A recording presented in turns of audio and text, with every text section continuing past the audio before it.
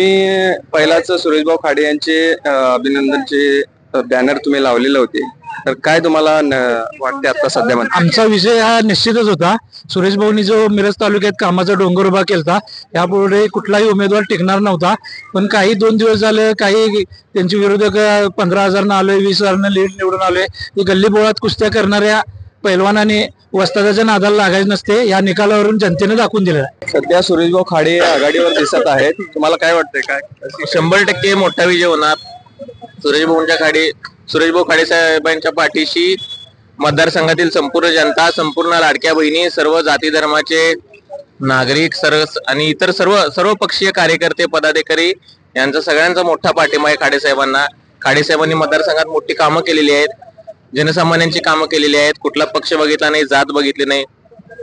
संपूर्ण निपक्षपातीपणे सुरेशभाऊ खाडेने गेल्या 14-15 वर्षात मतदारसंघात काम केले आणि त्याचा रिझल्ट आज दिसतोय आपल्या सर्वांना.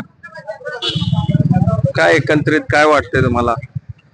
त्यामध्ये सुरेशभाऊ खाडे आघाडीवर दिसत आहेत. गेले 15 वर्ष आमदार सुरेशभाऊ खाडेने जो मिरज विधानसभा मतदारसंघात जो विकास कामे केली, आणि ह्या इलेक्शनचं म्हणलं तर विरोधकांनी फार गाजावाजा केलता, पण सुशांतदादांच्या उत्कृष्ट नेतृत्व आणि उत्कृष्ट पद्धतीने जे नियोजन केलं, त्याचा परिणाम असा झाला की तळागाळातील सर्व कार्यकर्त्यांना घेऊन काम केलं, सर्व समाजाला एकत्र केलं. त्यामुळे ही भरघोस मताची आता सुरेशभाऊ खाडेंनी 5व्या फेरी अखेर 25,000 मताची लीड घेतलेली आहे. आणि माझ्या अंदाजे आणि सर्वांच्या केलेल्या कामाच्या याच्यावर सुरेशभाऊ खाडे 50,000 मतांना निवडून येतील अशी आमची अपेक्षा आहे.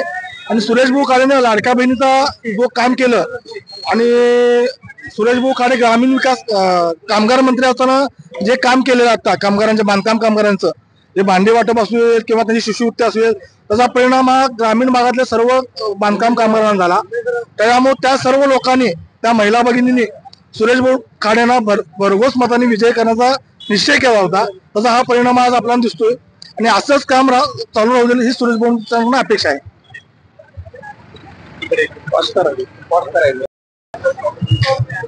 नमस्कार, जनहितनामा न्यूज चॅनल मध्ये आपल्या सर्वांचं स्वागत आहे. सध्यामध्ये संपूर्ण महाराष्ट्राचे लक्ष विधानसभेच्या निवडणुकीवर लागलेले आहेत.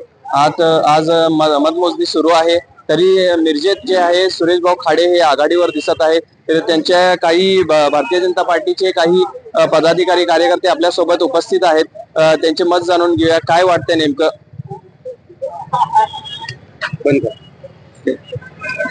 संपूर्ण महाराष्ट्र राज्याचं लक्ष लागलेल्या विधानसभा निवडणुकीची मतमोजणी आज सकाळी सुरू झाली, आणि ज्याप्रमाणे आमचे नेते माननीय देवेंद्रजी फडणवीस, एकनाथ शिंदे साहेब आणि अजित पवार यांनी आश्वासन दिलं होतं आणि ठामपणे सांगितलं होतं, त्याप्रमाणे राज्यात महायुतीचं सरकारनं सर्वच ठिकाणी आघाडी घेतलेली आहे. आणि विरोधकांचे जी कोल्हेकोई सुरू होती की सरकार बदलणार, आम्ही हे करणार ते करणार, ते सात फोल होताना दिसतंय. मिरजेमध्ये आमचे नेते पालकमंत्री माननीय आमदार डॉक्टर सुरेशभाऊ खाडे हे आज विजयी चौकार मारणार आहेत.